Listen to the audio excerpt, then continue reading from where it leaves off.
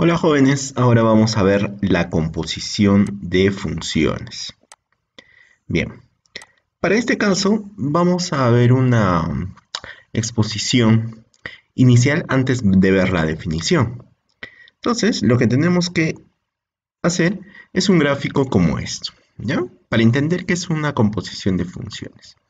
Tenemos tres conjuntos sobre los cuales se van a definir las siguientes relaciones. En este caso, funciones. Aquí vamos a tener una función f y esta tendría que ser una función g. Muy bien.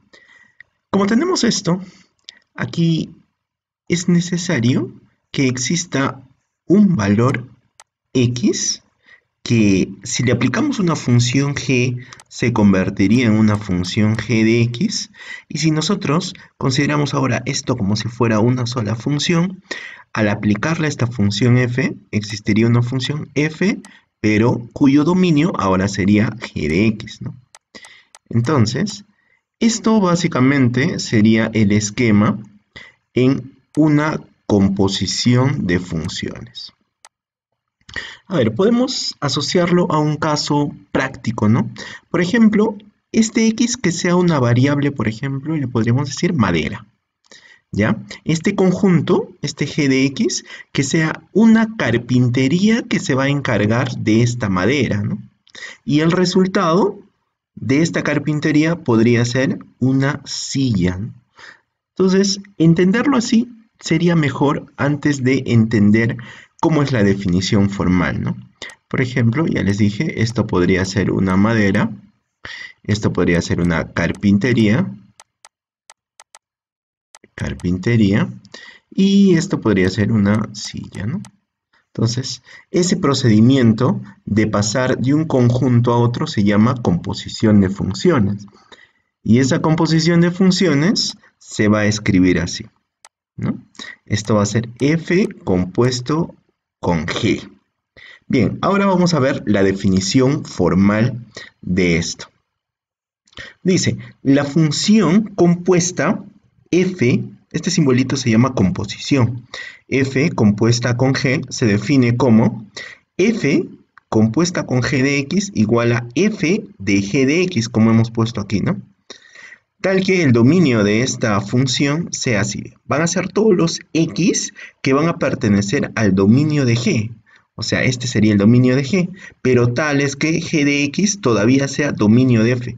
El dominio de f debe ser aquí, ¿no? Entonces, esa es la definición que debemos tener en cuenta.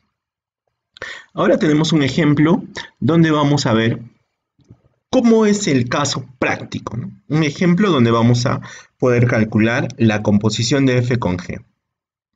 Tenemos entonces dos funciones, una función f y una función g. Me piden encontrar la función f compuesta con g.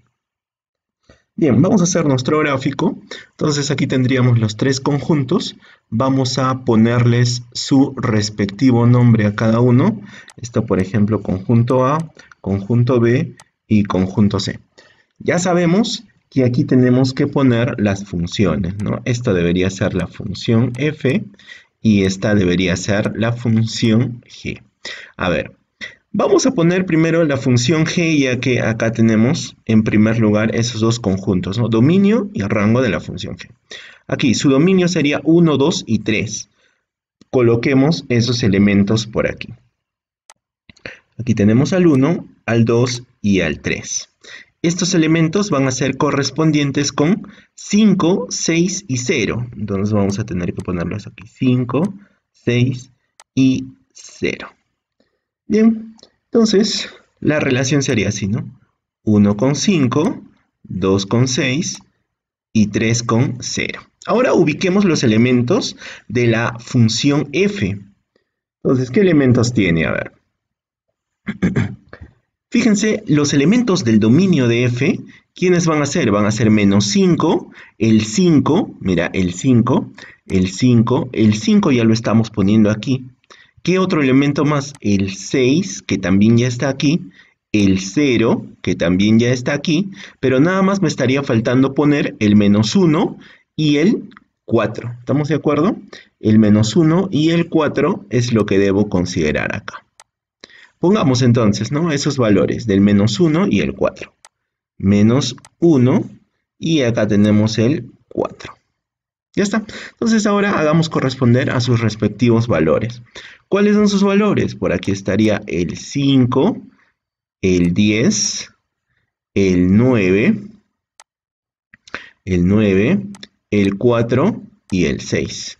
Y sus relaciones, como ya hemos visto, podríamos ponerlo así, ¿no?